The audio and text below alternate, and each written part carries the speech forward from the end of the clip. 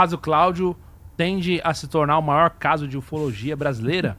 Como que a gente tem novidades aí, hein? O Rony tem novidades sobre o caso. Opa, manda aí, Rony. O caso é o primeiro caso, não só no Faz Brasil só, da antes história. de mais nada, cara, faz só um resumão aí pra galera aí que tá chegando agora. Estamos com 3.500 pessoas aqui, muito obrigado a todos. Ó, vai chegando, sentando o dedo no like. Não demora um segundo pra você dar like, tá? É menos de um segundo. Faz só um resumão aí pra galera do o que é o caso Cláudio aí, e aí explica pra nós. O caso Cláudio ainda é pouco conhecido, eu acredito que isso aí vai virar uma bomba em breve, né? Porque tem muita coisa acontecendo, inclusive estou tentando ajudar lá, Edson, Lauro, pessoas que trouxeram esse caso à tona. Esse caso acontece então em 2008, na cidade de Cláudio, em Minas Gerais, que fica ali próximo a Divinópolis. E em 2008 o que acontece? Em novembro para dezembro de 2008, tem povoados ali na zona rural, e os povoados começam a pedir ajuda para a polícia porque seres estão visitando esses povoados. 3 tipos de seres. Seres luminosos pequenos, 90 centímetros, seres luminosos altos de 2 metros, ambos com olhos grandes e cabeças grandes, como se fossem seres que a gente vê, mas porém iluminados. O chamado Grey, né, pequeno e alto. O grande parecia inclusive aquele do Trump ali, né, que o Trump citou naquele meme, mas iluminado, né, de luz. E o outro era muito parecido com a criatura de Varginha, tinha 3 protuberâncias na cabeça, olhos vermelhos e tinha 1,40 m e era marrom. E as pessoas vendo isso nos povoados, 4 ou 5 povoados lá da cidade de Cláudio, começam a ligar para a polícia. Ao mesmo tempo, OVNIs luminosos, não naves físicas, assim, metálicas, mas iluminadas, começam a percorrer vários pontos da cidade, inclusive pairando em cima da igreja muitas vezes. Iam em direção à cidade de Formiga e voltavam a pairar em cima da igreja de Cláudio, que é uma coisa curiosa, né? Pairar em cima da igreja. E os policiais começam a ver aquilo de suas casas. O comandante, por exemplo, do pelotão lá de Cláudio, da casa dele, ele viu o OVNI em cima da igreja.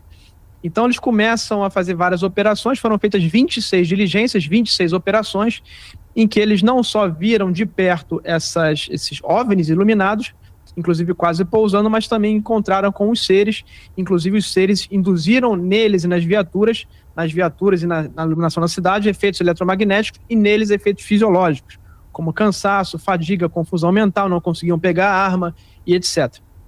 Isso aconteceu não uma nem duas, mas 26 diligências. A Força Aérea esteve lá em Cláudio, a Força Aérea da base de Lagoa Santa, inclusive isso é um padrão, né? A Força Armada sempre enviam os militares da base mais próxima, para poder, seja Força Aérea, seja Marinha, ou seja Exército, para poder pegar informações do que está acontecendo. A Força Aérea então vai, a gente sabe disso por conta de um testemunho de um sargento, que é o sargento Rabelo. A Força Aérea então toma as fotos que ele tinha tirado dos objetos, toma o filme, sorte que o Rabelo tinha esse filme, não, que já era cartão de memória, né? O Rabelo tinha copiado para o computador, então ele tinha uma cópia dessas fotos, tirado de uma Sony Cybershot. Não são também imagens maravilhosas por conta da câmera da época, mas a Força Aérea toma e pede e fala assim: olha, isso aí era lixo espacial, tá? Sendo que o troço estava quase pousando no chão. E não é nada não, tá? É apenas lixo espacial e não tem nada mais nisso aqui. Então, fazem uma espécie de acobertamento em relação a esse assunto. Acontece as 26 diligências, como eu falei, os seres chegaram perto, induziram, inclusive, efeitos fisiológicos militares, e isso ocorreu um silêncio, né? Naquela época apenas o Rabelo falou dessa questão da Força Aérea, porque ele estava se aposentando, e os outros militares ficaram em silêncio durante esses 20 anos, até que em março desse ano, vários deles vieram a público, como suboficial William, como soldado Francisco, como outros militares vieram também, sargento Marcelino, vários militares vieram juntos a público, inclusive culminando em março desse ano, que é uma coisa sem precedente não só no Brasil como no mundo, um oficial superior, quando eu falo oficial superior, até o posto de coronel, inclusive coronel é o posto máximo na Polícia Militar, general é só nas Forças Armadas, o tenente-coronel ele vem a público no seu discurso de passagem de comando para poder aposentar, e ele fala que sim, depois de 20 anos eu tenho que falar isso, eu comandei as operações com os militares para perseguir seres que eram inteligentes, que inclusive tinham o polegar oposto das mãos igual ao nosso. e seres que andavam ali pisaram no chão, no solo mineiro.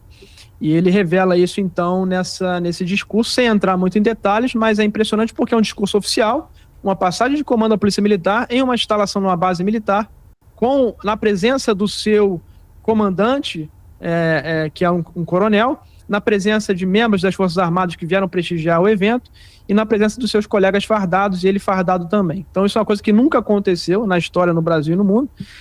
E como eu falei, não é só ele, são seus colegas militares, há fotos, há vídeos e há documentos. E grande parte desses documentos vão ser liberados em outubro. Existe também um cronograma aí. Não pensem que esse militar ele está falando porque ele quer, isso foi combinado com certeza, com o seu comando, né? E há um cronograma para isso acontecer. O Edson já tem alguns documentos que eu pude ver algumas partes que vão ser liberados em outubro com relatos de vários militares que participaram, há pelo menos 13 militares que participaram disso, e como eu falei, envolvimento não só da aeronáutica, mas também do próprio exército e talvez de outros órgãos de inteligência. Existe uma coisa grande acontecendo nos bastidores em relação à Câmara dos Deputados e Senado no Brasil e também nos Estados Unidos, envolvendo próprios deputados que estão lá com o Trump sobre esse caso, e talvez isso tome proporções muito grandes. E eu acho que se esses caras estão podendo falar é que chegou o momento. Eu não acho que nada é por acaso, e talvez com esse sinal verde dos Estados Unidos haja também um sinal verde aqui no Brasil sobre esse caso de Cláudio aí. Legal. Você acha que ganha proporção aí, supera a Varginha aí no... Varginha tem uma peculiaridade que eles podem ter os seres, é o que dizem, né? A história de Varginha é que eles teriam capturado os seres, esses seres foram mandados para Campinas, o Juca, né? Juca. E os Jucas, falam que eram os Jucas, né, inclusive. E os Jucas teriam sido enviados ali para os Estados Unidos, né? Se houve essa captura de ser, aí você tem a evidência, né? Você tem a evidência biológica, né? Que aí realmente é a evidência top que a gente precisa. Sim. Agora, tem uma coisa nesse caso, que é a quantidade de militares. Em Varginha você não tem militar falando abertamente sobre isso, principalmente oficial superior, coronel. Pelo contrário, os oficiais superiores e generais totalmente descredibilizando o cara, dizendo que nada aconteceu. E nesse caso você tem vários militares, inclusive o comandante, como eu falei, podendo falar abertamente sobre isso e já com o documento liberado. Tem um relatório de 2008 falando isso, sobre tudo isso que aconteceu. Então acho que tem essa questão do ser em Varginha, mas nessa tem a questão de terem sido 26 diligências com contatos próximos dos militares e eles falando abertamente. E há evidências físicas, não do ser, mas há evidências físicas, inclusive, talvez no corpo dos militares e nos locais em que aconteceu essa proximidade dos seres e desses objetos, e foram coletadas evidências físicas sobre isso, não apenas vídeos e fotos, e que seria interessante também. Legal. Porque não seria apenas relatos e relatórios, você teria evidências físicas e que talvez fizeram alguma análise, algum material, uma análise numa liga metálica, uma análise numa questão biológica. O Sacani sempre fala que o problema dessas questões é quando elas giram em torno do relato. Se você tem, do começo ao fim, relatos, vários relatos, às vezes várias versões, inclusive, como no caso do Varginha. Mas se a gente tiver, como você falou, registros, imagens, né? Porque agora a tecnologia é muito mais avançada. É evidência física agora. E alguma evidência física, alguma análise, mata a questão. Você chegou a conversar com alguns deles lá, ou não? Conversei já com o comandante, inclusive mandar um abraço pro comandante Eisenhower. Inclusive, o fenômeno ele tem um certo senso de humor, né? Eu sempre falo, uma coisa seja malevolente ou benevolente, ele tem um grande senso de humor, porque assim, pensa só vocês, né? O fenômeno podia ter aparecido em qualquer lugar do mundo, né? Qualquer lugar do Brasil, qualquer cidade. Apareceu em Cláudio, que inclusive ele não é tão longe ali de Varginha, né? E ele aparece justamente, poderia ter aparecido para qualquer agrupamento de policiais militares, ele aparece justamente para um pelotão cujo comandante se chama Eisenhower, inclusive é neto de alemão, por isso que é Eisenhower, né? Inclusive no discurso dele ele fala em alemão também, ali, etc. Então assim, e Eisenhower é o presidente americano que dizem no folclore que teria apertado a mão ali de um ser com indumentárias parecidas com egípcia, onde foi feito um acordo. Inclusive é para mim, o grande sério que a gente pode conversar daqui a pouco, esse acordo seria para mim o grande assunto em relação a acobertamento, essa ocultação desse assunto, esse acordo que foi feito. e seria o Eisenhower, e o nosso brasileiro chama Eisenhower. Então, assim, qual a probabilidade disso acontecer? E sendo também que 99% dos comandantes da Polícia Militar ficariam certamente quietos, gostariam de se aposentar sem falar no assunto e viver suas vidas tranquilas, sem tocar nisso, porque esse comandante está sendo vítima. Se você for nos comentários, tem muita gente achincalhando, fazendo gracinha, não tem que aposentar psiquiátrico, a gente sabe que acontece isso. E muitas pessoas não têm coragem de passar por isso, né? E esse cara está botando a cara e está tendo coragem de falar abertamente sobre o assunto. Então, a probabilidade de acontecer com um cara chamado Eisenhower e esse cara via público, e olha só,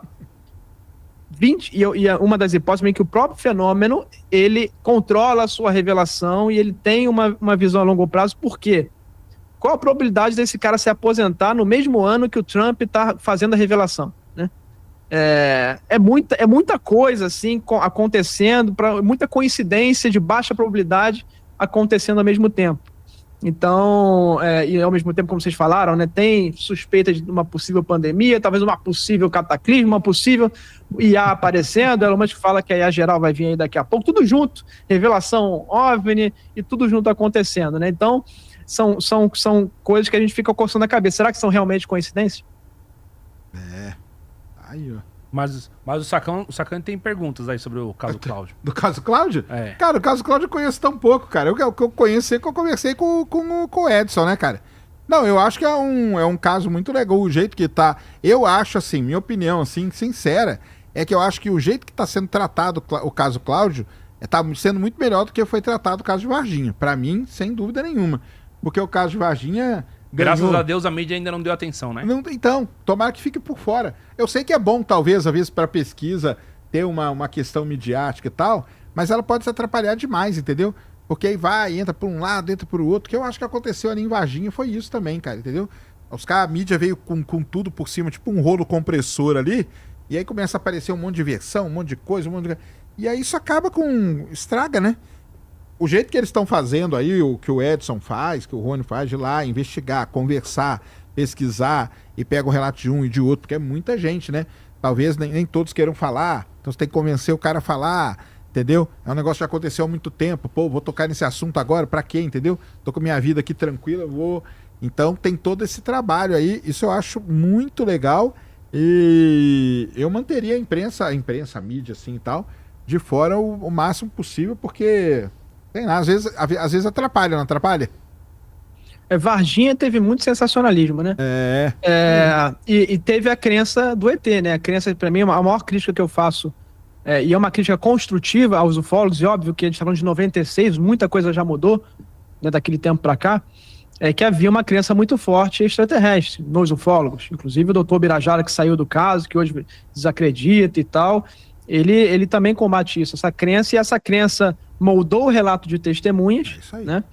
Teve, por exemplo, um casal, Euri e Coralina, que viu um fenômeno em forma de uma névoa, uma nuvem, que é um fenômeno clássico no estudo desse fenômeno, e que esse fenômeno, ao longo do tempo, virou uma nave metálica com cúpula e um serzinho dentro, então, janelinha. Então, é uma prova de que os ufólogos também moldaram.